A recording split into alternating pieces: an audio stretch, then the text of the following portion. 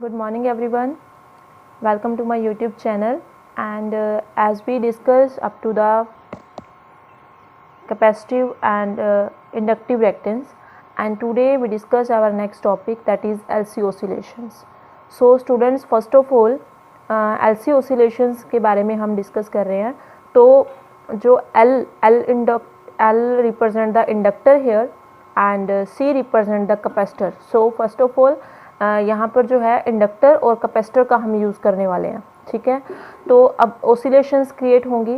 तो क्या है कि जब हम किसी भी कैपेसिटर को हम क्या करते हैं, एसी करंट सप्लाई करते हैं तो वो चार्ज हो जाता है. तो यहाँ पर हम एक कैपेसिटर ले रहे हैं जो चार्ज्ड है. तो ये कैपेसिटर की 2 प्लेट्स हो गई हैं. ठीक है, तो 1 plate carry positive charge and the second plate carry negative charge. Okay, so and through wire it is connected to an inductor L. This is our capacitor C that is charged and this is our inductor L. Done. तो यहाँ पर wording क्या है देखो, when the charge capacitor is connected with an inductor. जब एक charge capacitor को आप किसी इंडक्टर के साथ कंबाइन कर देते हो, कनेक्ट कर देते हो, ज्वाइन कर देते हो, देन क्या हो रहा है कि current flow through an inductor. Current जो है वो इंडक्टर के अक्रॉस फ्लो करेगा. तो करंट फ्लोज थ्रू इंडक्टर. तो करंट इंडक्टर के अक्रॉस जो है वो फ्लो कर रहा है. Done. And due to this magnetic flux change. अब आपको पता है कि जब करंट पास आउट हो रहा है, phi is directly proportional to क्या था, आई. करंट पास आउट होगा तो फाई जो है वो इंड्यूस होगी, यानी कि मैग्नेटिक फ्लक्स इंड्यूस होगी. और करंट अगर चेंज हो रहा है, चेंज इन करंट मीनिंग अगर करंट में किसी भी टाइप की कोई चेंजिंग आ रही है तो फ्लक्स भी क्या होगी, चेंज होगी. तो यहाँ पर लिखा क्या हुआ है, due to this magnetic flux change in inductor. तो इंडक्टर में मैग्नेटिक फ्लक्स क्या करने वाली है, चेंज करने वाली है. तो आई जैसे हम लिखते हैं, I is equal to d phi by d T.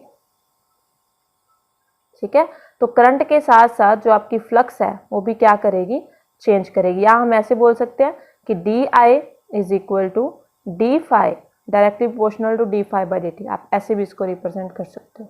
Clear. So hence induced EMF. अब d phi by d t है क्या, इंड्यूस्ड ईएमएफ है. तो induced EMF is produced in the circuit. तो सर्किट में क्या इंड्यूस होने वाली है, ईएमएफ. क्लियर. तो यहाँ तक उसके बाद देखो क्या है. अब बेसिकली हमने करना क्या है, एक डायग्राम और बनाते हैं यहाँ पे.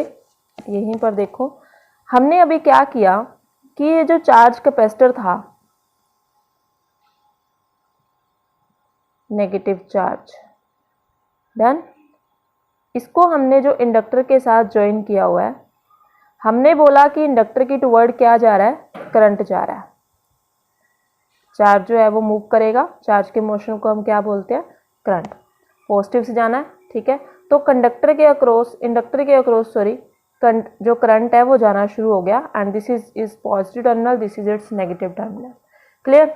अब ये करंट तब तक फ्लो करेगा जब तक कैपेसिटर के ऊपर चार्ज है. जब कैपेसिटर फुली डिस्चार्ज हो गया तो जो यानी कि ये कह सकते हैं कि जब कैपेसिटर फुली डिस्चार्ज हो गया, इंडक्टर पूरी तरह से चार्ज्ड है.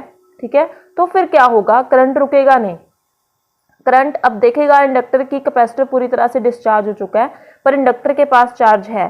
तो इंडक्टर अपना चार्ज जो है वो किसको देना शुरू कर देगा, कैपेसिटर को. और कैपेसिटर फिर से क्या होना शुरू हो जाएगा, चार्ज्ड. तो यही वर्डिंग है. एक बार फिर से देखो क्या है. Due to this the charge और energy on the capacitor decrease. क्योंकि कैपेसिटर ने अब अपना चार्ज देना किसको शुरू कर दिया, इंडक्टर को. And N equivalent amount of energy is stored in inductor in form of magnetic field. वही चार्ज किसके पास जा रहा है, इंडक्टर के पास जा रहा है. तो इंडक्टर में वो एनर्जी स्टोर होनी शुरू हो चुकी है. किस फॉर्म में स्टोर होगी, मैग्नेटिक फील्ड की फॉर्म में. And when the discharging of capacitor completes. जब कंप्लीट जो है कैपेसिटर जो है कंप्लीटली डिस्चार्ज हो चुका है, देन करंट डिक्रीजेस. करंट क्या होगा, इंडक्टर के अंदर जाना बंद कर देगा या कहेंगे कम हो जाएगा. तो due to this flux also decrease, अगर करंट कम जा रहा है तो फ्लक्स भी क्या होगी, कम हो जाएगी। उसके कारण अगर फ्लक्स कम है तो ईएमएफ कम हो जाएगी, ठीक है। Therefore induced EMF is produced which recharge the capacitor, EMF induce होगी नो डाउट, और उसी EMF से जो कैपेसिटर है वो क्या होगा, चार्ज होना शुरू हो जाएगा। The process of charging and discharging of capacitor, इसी तरह से कैपेसिटर कभी चार्ज हो रहा है तो कभी डिस्चार्ज हो रहा है, कभी डिस्चार्ज है तो कभी चार्ज, तो उससे क्या हो रहा है, ये प्रोसेस जब रिपीट हो रहा है तो energy taken one source keeps an oscillation between C and L, तो कैपेसिटर और इंडक्टर के बीच में ऑसिलेशंस होती रहेंगी, कभी करंट बढ़ रहा है तो कभी करंट कम हो रहा है, ठीक है। तो अभी उसके बाद क्या है, हम लगाएंगे यहाँ पर किरचॉफ वोल्टेज लॉ। तो किरचॉफ वोल्टेज लॉ के लिए आपको पता है कि हमें एक क्या लेनी पड़ती है, लूप। तो हम ले रहे हैं ऐसे, सपोज ऐसे हम मूव कर रहे हैं, ये कौन सी डायरेक्शन हुई, क्लॉकवाइज हुई या एंटी क्लॉकवाइज, क्लॉकवाइज, अगर यहाँ से देखेंगे तो क्लॉकवाइज है, ठीक है। तो क्लॉकवाइज डायरेक्शन में हम किरचॉफ वोल्टेज लॉ जो है उस लूप पर लगा रहे हैं। तो आप देख रहे हो यहाँ पर जो वोल्टेज है वो कैपेसिटर के अक्रॉस क्या होगी, हमें पता है कि वोल्टेज कैसे निकालते हैं कैपेसिटर के across, V is equal to क्या होता है, Q/C। पॉजिटिव है तो पॉजिटिव रहेगी। उसके बाद करंट हम जा रहे हैं ऐसे, ठीक है, तो नेगेटिव के पास आए। अब इंडक्टर के अक्रॉस वोल्टेज कितनी होती है, इंडक्टर के अक्रॉस वोल्टेज होती है LdI/dt। इंडक्टर के अक्रॉस वोल्टेज क्या है, LdI/dt, बट वो नेगेटिव होगी, क्यों, क्योंकि हम ऐसे मूव कर रहे हैं पॉजिटिव टू नेगेटिव, ठीक है। तो ये जो नेट इफेक्ट है ये किसके इक्वल होगा, 0 को। तो let's apply the Kirchhoff voltage law now. According to Kirchhoff voltage law the voltage stored होगी कैपेसिटर के across, that is Q/C, and after that we move toward the negative terminal of the inductor, and that's why the voltage is negative LdI/dt equal to 0।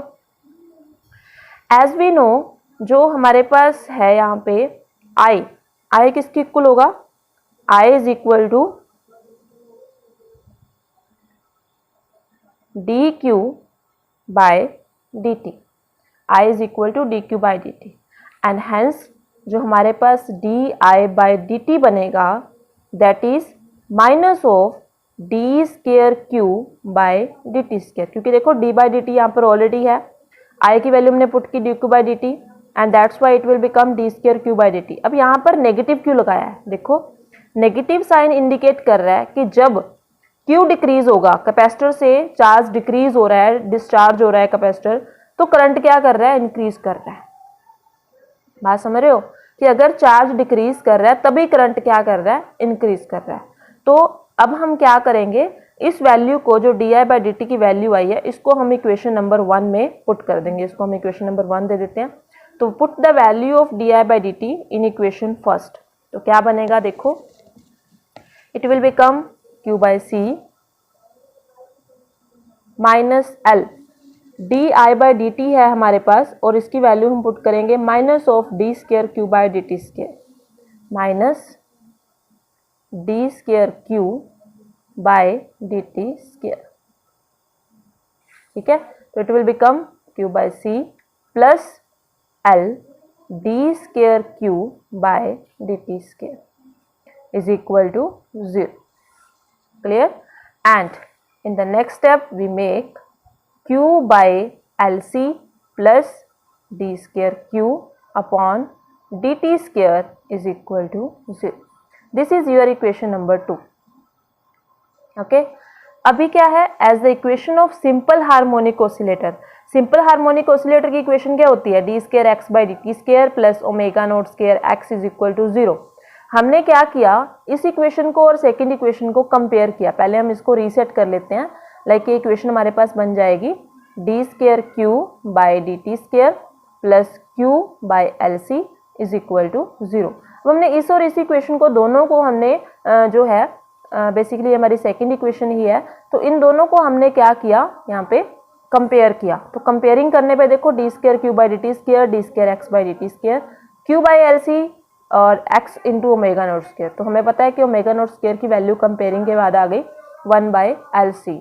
तो ω0 की value कितनी आ गई, 1/√LC, and as we know omega is equal to 2 pi nu, यहाँ पर new frequency है, हम उसी फ्रिक्वेंसी को हम एफ नोट से रिप्रेजेंट कर रहे हैं, तो 2 pi f naught is equal to 1 by root L C, and that's why f naught is equal to 1 by 2 pi root L C. तो ये वो फ्रिक्वेंसी है जिस फ्रिक्वेंसी से जो एलसी ऑसिलेशंस जो हैं वो प्रोड्यूस होंगी। तो एलसी ऑसिलेशंस प्रोड्यूस हो रही हैं इतनी फ्रिक्वेंसी से। तो ये था। उसके बाद है हमारे पास कि इन्हीं ऑसिलेशंस की टाइप। हमारे पास 2 टाइप की ऑसिलेशंस हैं यहाँ पर, undamped and damped oscillation. First one is undamped. Undamped oscillations वो ऑसिलेशंस हैं जिसमें कुछ भी लॉस नहीं होगा एनर्जी का। The oscillations where there is no loss of energy, अगर कोई भी लॉस एनर्जी का नहीं हो रहा है तो ऑसिलेशंस को हम बोलेंगे अनडैम्प्ड ऑसिलेशन। तो आप यहाँ पर देख सकते हो कि यहाँ पर जो एनर्जी टाइम जो है रिलेशन बनाया गया है, तो ग्राफ में देखो कि जो एनर्जी है वो कांस्टेंट रह रही है, कहीं पर भी एनर्जी की डिस्टोर्शन नहीं हो रही। ठीक है, तो एनर्जी यहाँ पर बिल्कुल भी लॉस नहीं हो रही। That oscillations are called undamped oscillation. And second type of oscillations are damped oscillation, the oscillation in which there is a loss of energy. तो हमारे पास एनर्जी कर्व है, ये हमारे पास टाइम की है एक्सिस। तो यहाँ पर आप देख सकते हो कि एनर्जी जो है वो टाइम के साथ डिक्रीज कर रही है, इवनली एक पॉइंट पर जाकर वो 0 हो गई है। तो जहां पर एनर्जी का लॉस हो रहा है उन ऑसिलेशंस को आप बोलोगे डैम्प्ड, और जहां पर एनर्जी का लॉस नहीं हो रहा उन ऑसिलेशंस को आप बोलोगे undamped oscillations. Okay, so next जो है हम इसमें करेंगे LCR, series circuit, resonance power. तो ये हमारा नेक्स्ट टॉपिक होगा। तो यहाँ तक students, if you have any type of doubt then you can comment in the comment box. Video को लाइक भी जरूर करें, आपके लाइक करने से तो हौसला बढ़ता ही है, बट जब आप कमेंट करते हो तो जो है बहुत खुशी होती है कि आप जो है आर्टिकल को अच्छी तरह से समझ रहे हो। और पहले वाली वीडियोस देखने के लिए जो सभी वीडियोस जो हैं वो चैनल्स पर अवेलेबल हैं, तो पहले वाली वीडियो देखने के लिए आप जो है उस वीडियो पर पर्टिकुलरली आप जो है क्लिक करो and then you can watch the video. Okay, thank you.